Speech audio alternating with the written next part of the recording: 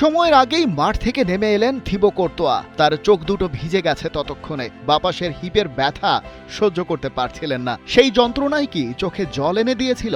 যারা ওর গল্পটা জানে তারাই বলতে পারবে এই কান্না তার ইনজুরির জন্য না। তখনও 1-1 গোলে সমতায় ছিল স্পেন বেলজিয়াম।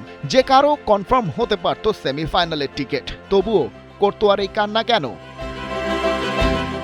এই কান্নাতেই শেষটা মোড়ানো। কোর্তোয়া 71 মিনিটে মাঠ ছাড়েন। দুই দলের সমর্থকরা দাঁড়িয়ে বিদায় জানান। বেলজিয়ামের গোল্ডেন জেনারেশনের এই বিদায়টা এভাবে হওয়ার কথা ছিল না। স্পেন 2-1 জিতে থ্রু টু সেমিফাইনাল। মিকেল মেরিনোর শেষ মুহূর্তের গোল 2010-এর পর প্রথমবার স্পেন বিশ্বকাপের শেষ চারে। কিন্তু বেলজিয়াম এই ম্যাচে স্পেনের বিপক্ষে নয়, হেরেছে ইনজুরির কাছে। ম্যাচ শুরুর আগেই ধাক্কা। আমাদু ওনানা আগের ম্যাচে এসিএল ছিঁড়ে ক্রাচে ভর দিয়ে হাসপাতাল থেকে এসেছিলেন দলকে সাপোর্ট করতে। জেনো দেবাস্ত বেঞ্চে নেই। বেলজিয়াম আর তার স্পোর্টিং ক্লাব দেবাস্তের ফিটনেস নিয়ে একমত হতে পারেনি। কিক অফের মিনিট কয়েক আগে সবচেয়ে বড় ধাক্কা, ইউরি তিয়েলেমান্স ওয়ার্ম আপে ইনজুরিতে পড়লেন। বাধ্য হয়ে নাম কাটতে হলো টিমশিট থেকে। কিন্তু এই অবস্থায় বেলজিয়াম যা দেখালো সেটা শেষ দেখা হলেও মাথা উঁচু রাখার মতো। ডকু মাঠে নামলেন, পুরো গ্রুপ পর্বের চেয়েও ছিলেন অনেক বেশি জীবন্ত।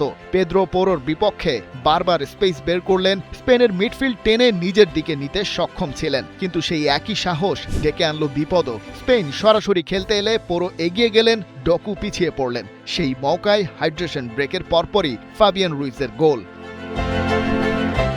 কিন্তু বেলজিয়াম ভেঙে পড়েনি। 39 মিনিটে ডি ব্রুইনার থ্রু পাস, টিমোথি কাস্তানিয়ের ক্রস, ডি কেটেলারের ডাইভিং হেডারে সমতা, প্রথম শটেই গোল। সেকেন্ড হাফে 4 জন 2014 ওয়ার্ল্ড কাপ ভেটারান একসাথে মাঠে। Lukaku, De Bruyne, Witsel, Courtois, golden জেনারেশনের শেষ কারসাজি, দ্য এন্ড গেম। কিন্তু কোর্তোয়া আর পারলেন না। 71 মিনিটে বের হয়ে গেলেন। ডি ব্রুইনাও বিদায় নিলেন 85 মিনিটে। ফেরান তোরেসকে ফাউল করে হলুদ কার্ড দেখেছিলেন ওকে নিয়ে, তাই গার্সিয়া আর ঝুঁকি নেননি। কিন্তু শেষটা এলো হঠাৎ। কুবার্সির বাইরে থেকে শট, ল্যামেন্স ধরতে পারলেন না। মেরিনো রিবাউন্ডে কিক নিলেন। স্পেন সেমিফাইনালে। বেলজিয়ামের এই জেনারেশনের কথা অনেক বছর বলা যাবে। 2018-তে থার্ড প্লেস, ফিফা র্যাঙ্কিংয়ে টপ স্পট, অনেক সম্ভাবনা, কিন্তু কোনো ট্রফি নেই। আন্ডার পারফর্ম কিনা সেই বিতর্ক থাকবে, কিন্তু একের পর এক ইনজুরির ধাক্কা হজম করেও শেষ রাতে তারা লড়েছে। ইউরোপের চ্যাম্পিয়নদের বিপক্ষে শেষ মুহূর্ত পর্যন্ত নিজেদের শেষ শক্তিটুকু দিয়ে লড়ে গেছে ওরা। কোর্তোয়া আরেকটা বিশ্বকাপ পাবেন হয়তো, কিন্তু বাকিদের জন্য এটাই শেষ। Good bye the golden generation of Belgium forever. Khalid Zamil, 71।